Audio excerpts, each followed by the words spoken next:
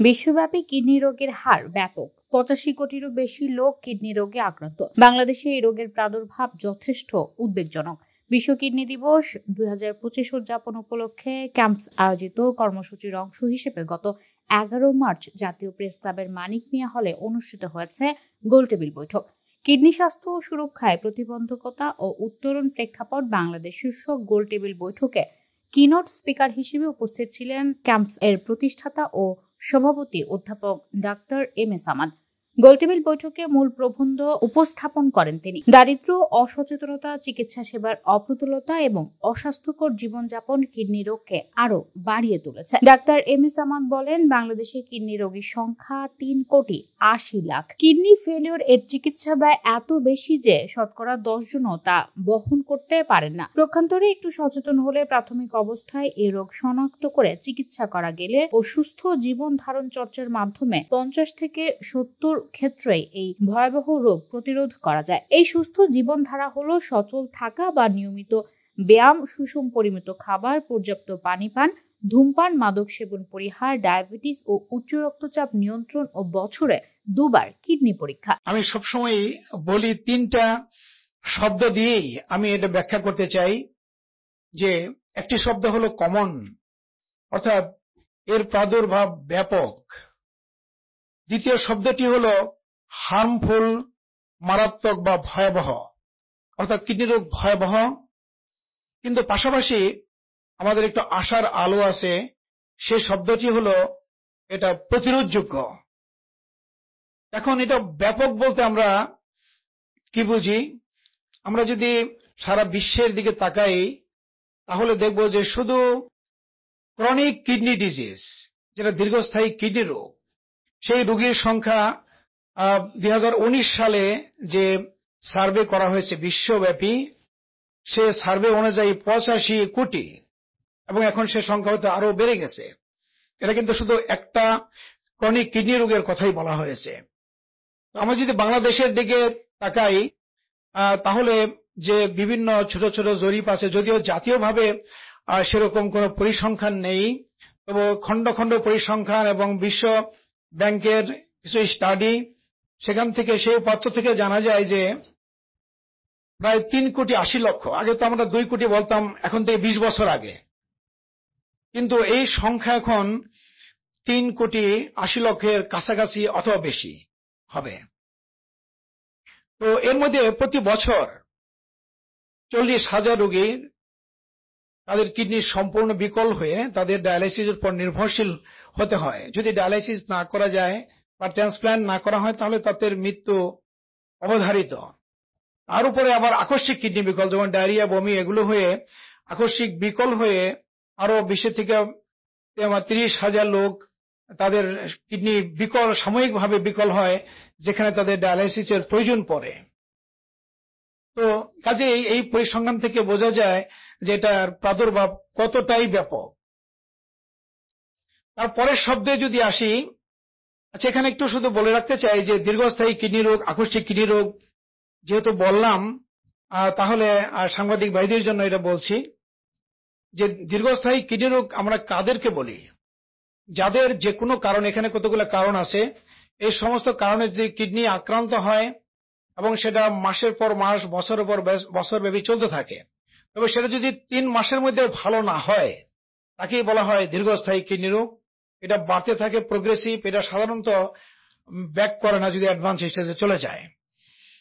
তো এই দীর্ঘস্থায়ী কিডনি রোগের শেষ পরিণতি 5টা ধাপে, শেষ পরিণতি যেটা হয় সেটাকে এন্ড স্টেজ রেনাল ফেলিওর বলা হয়, এবং যখন এই এন্ড স্টেজ রেনাল ফেলিওরে চলে যায় তখন বেঁচে থাকার জন্য দরকার পড়ে ডায়ালাইসিস অথবা কিডনি ট্রান্সপ্ল্যান্ট। তো এই দীর্ঘস্থায়ী কিডনি রোগের প্রধান কারণ ডায়াবেটিস, উচ্চ রক্তচাপ এবং নেফ্রাইটিস। এই 3টা কারণে আমাদের দেশে প্রায় 80% লোকের কিডনি বিকল হয় বা দীর্ঘস্থায়ী কিডনি রোগ হয়। এছাড়াও কিডনিতে পাথর, ওষুধের কারণে, মানে যত্রতত্র আমরা ব্যথার ওষুধ খাই, অ্যান্টিবায়োটিক খাই, সে কারণে প্রস্রাবে ঘন ঘন সংক্রমণ, প্রস্রাব প্রবাহে বাধাজনিত কারণ, ধূমপান বা মাদক আসক্ত, বংশগত রোগ আছে, স্থূলতা। কিন্তু দেখবেন যে এই যে রোগগুলো আছে, এগুলো প্রত্যেকটা সম্পর্কে আমরা যদি খুব আগে থেকে সচেতন থাকি তাহলে এটা প্রতিরোধযোগ্য।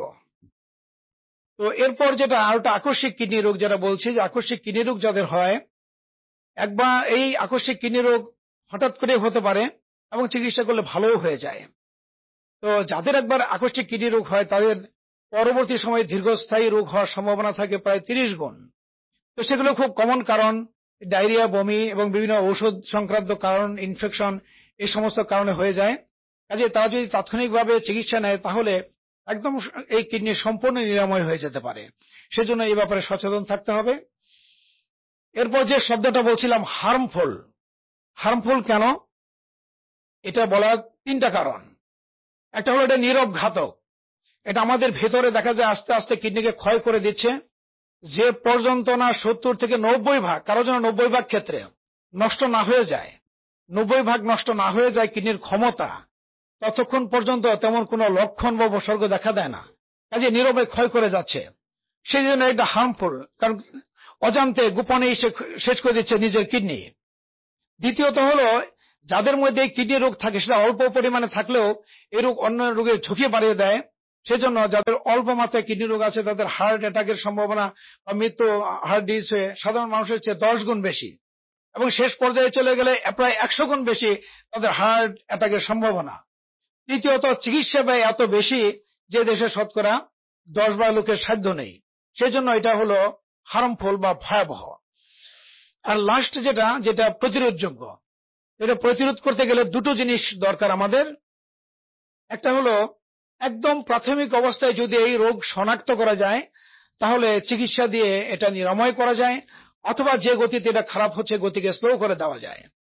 আর 2 নম্বর হলো যদি আমরা হেলদি লাইফস্টাইল মেনটেন করি, সেই হেলদি লাইফস্টাইল 8টা স্বর্ণালী উপায় বলা আছে, সেই লাইফস্টাইল গুলো যদি আমরা মেনটেন করি এবং আর্লি স্টেজে যদি আমরা ডিটেকশন করি তাহলে আমাদের 50 থেকে 70 ভাগ ক্ষেত্রে এই ভয়াবহ কিডনি বিকল আমরা প্রতিরোধ করতে পারি, যেখানে 10 ভাগের চিকিৎসা দিতে পারি না।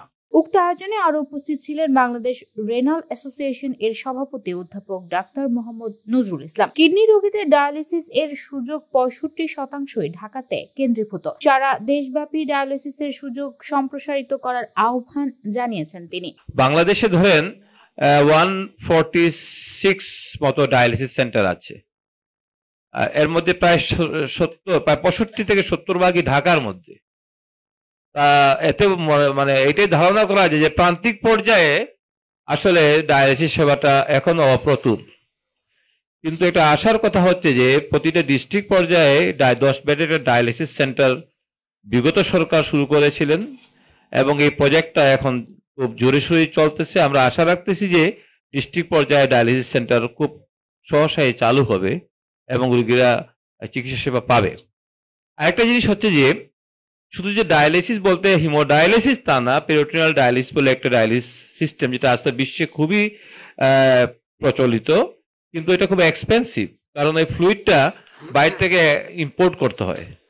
তো আমরা বারবারই এই বাংলাদেশ অ্যাসোসিয়েশন থেকে সরকারকে এটা বলেছি যে এই যে এসেনশিয়াল এই ফ্লুইড, তারপর যে ভ্যাট ট্যাক্স পরিহার করা যায়, অথবা এটা যে বাংলাদেশেই তৈরি করা যায়, এটা করা যায় না এমন না, করা যায়, তাইলে কিন্তু এই পেরিটোনিয়াল ডায়ালিসিস করে অনেক রোগী বাসায় বসে ডায়ালিসিস করতে পারবে এবং রোগীদের অনেক উপকার হবে।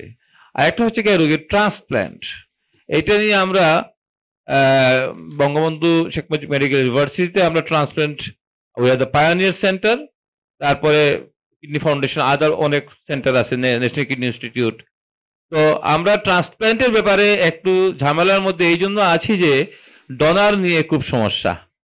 ডোনার আমাদের যে এক্সিস্টিং ল 2018 সালে যে এক্সটেন্ডেড যে অ্যামেন্ডমেন্ট যেটা হয়েছে তার মাধ্যমে আমরা ডোনার পাই, সেকেন্ড জেনারেল মানে কাজিন যে ডোনার দাদা নিতাও পাই, কিন্তু তাতে করেও দেখা যায় যে অনেক ক্ষেত্রে আমরা ডোনার সংকটে ভুগছি। এর কারণটা দেখেন যে দাদা দাদি ইনক্লুড করা হয়েছে কিন্তু বয়স দেওয়া হয়েছে 65, তো দাদাদির বয়স 70-75 হয়, তো এই জন্য এই বয়সটা বাড়ানো উচিত, তাতে করে আরো কিছু পাওয়া যাবে। এছাড়া আরেকটা ট্রান্সপ্ল্যান্ট বলা হয় পেয়ার ট্রান্সপ্ল্যান্ট ও সফট ট্রান্সপ্ল্যান্ট, যে দুই ফ্যামিলি ট্রান্সপ্ল্যান্টের মধ্যে যদি কারোর পরিচয় না মানে মিল না পাওয়া যায় তাহলে ওই ফ্যামিলি একজন সে মিল উনি দিবে, আবার এরা দিবে অন্যদেরকে। এতে করে এই আইনটা সম্ভবত পাশের পর্যায়ে আছে হইলে আরো ডোনার আমরা বাড়বে। ইমোশনাল ডোনার আমাদের দেশে নাই, এরকম অ্যালট্রুইস্টিক ডোনার বলে একটা আছে, যে কোনো যে একক কিডনি দিতে পারবে, কেউ জানবে না। এইগুলো যদি করা যায় তাহলে ডোনারের ঘাটতি মিটলে আমরা আশা রাখি যে হয়তো ট্রান্সপ্ল্যান্ট আরো বেগবান হবে, এবং ট্রান্সপ্ল্যান্টই কিন্তু একমাত্র answer, dialysis not the answer. You are watching Raj TV, Jagorone, Bangladesh. Please subscribe our channel.